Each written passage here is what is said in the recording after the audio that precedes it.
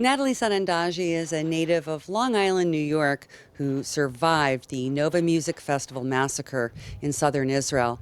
After her miraculous escape, Natalie joined the Combat Anti-Semitism movement. Today marks her second consecutive time at the International March of the Living as the head now of a delegation of young people from Los Angeles. Here is what she and two of those participants had to tell me about a short time ago after I began by asking her about her own progress with overcoming the trauma of that awful day since we last saw her. We haven't seen you for a year. We want to check in with you. How have you been able to overcome the trauma of that terrible day? I think just really shifting my entire life into working in the advocacy world and on a daily basis using my trauma to kind of try to make the world a better place.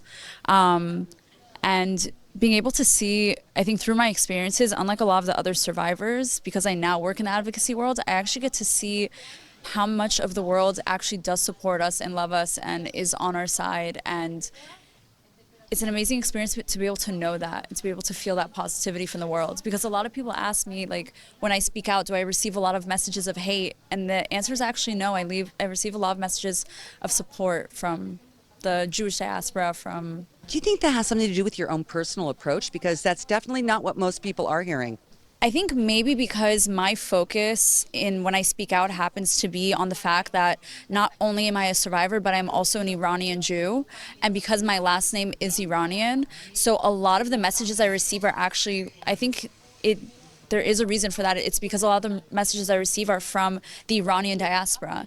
And the Iranian diaspora understands better than anyone else in this world that we have the same enemy. We're fighting against the same enemy. The Iranian people in Iran have been suffering under the hand of the Islamic regime for years. And the Islamic regime, obviously, Hamas is a proxy of that regime. So I think that is a big part of it, that I'm receiving most of my messages from the Iranian diaspora. And they're telling me to keep going. They're telling me they love me. They tell me that they support Israel and that they want Israel to win this war. So I think that is a big part of it, yes. Have you kept in touch with any of the survivors from Nova or the hero who rescued you? Or have you even met other captives, people who've been released in the meantime? Yes, it's actually incredible. We've really become a community, like all the survivors. Right. And I think even last time I met you, I didn't have that many opportunities to meet other survivors yet. And I still felt very almost isolated and separated from them. You know, I was doing my advocacy, but I wasn't in Israel that much at that point, the last time we met. And since then, I've gone to visit Israel so many times, and I've been able to meet so many other survivors. And that's been a huge part of my healing process, is being able to spend time with other people who understand what I went through. And also, I have gone to visit, his name is Moshe Sati, the incredible angel who saved my life. And I've spent time with him, and I message him all the time, and I'm constantly thinking about him. So I did want to ask you just a little bit further about your work as a public affairs officer at the Combat Anti-Semitism movement.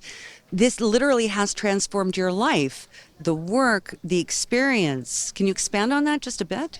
Working with CAM has completely changed my life, and through that work, because as an organization, most of the work that we do is interfaith.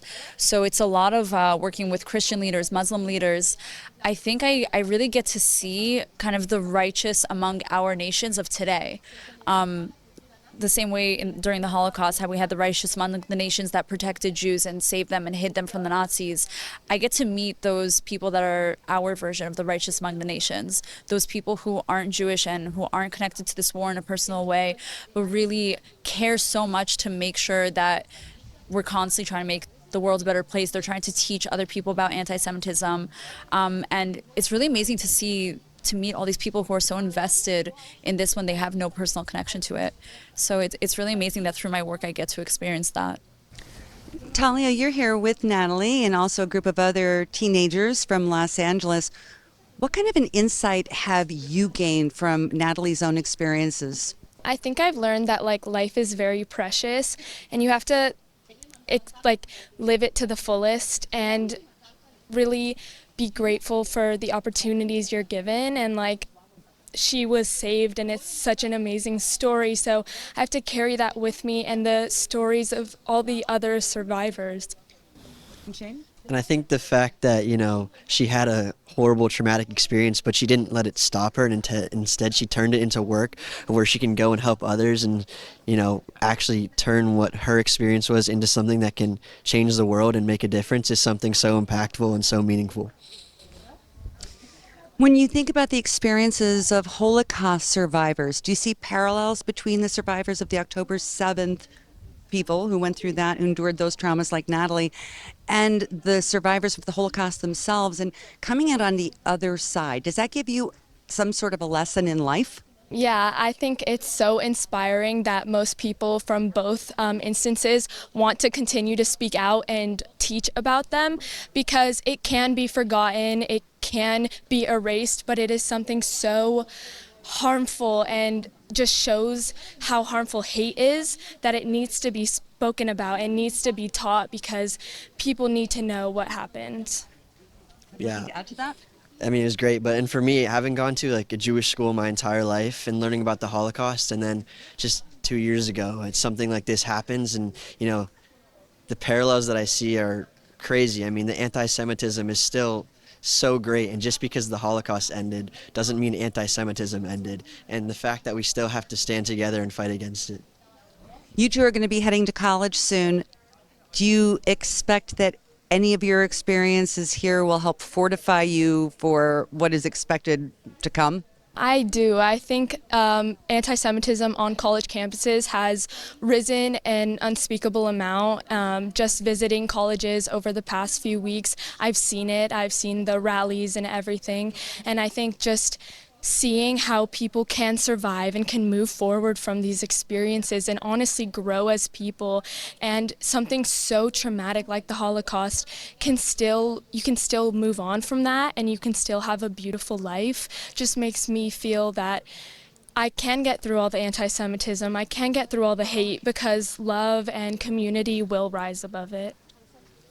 I think for me, coming to a place like this and just becoming more educated helps for me to be able to, stand my ground and spread that to other people who are maybe uneducated, and being able to do that will allow me to feel more confidence in college and stuff like that. I certainly hope so. We wish you a lot of luck in the coming years. It's so nice to meet you. Thank you for being here. And Natalie, so great to see you again. Continue to thrive. Hopefully we'll see you next year.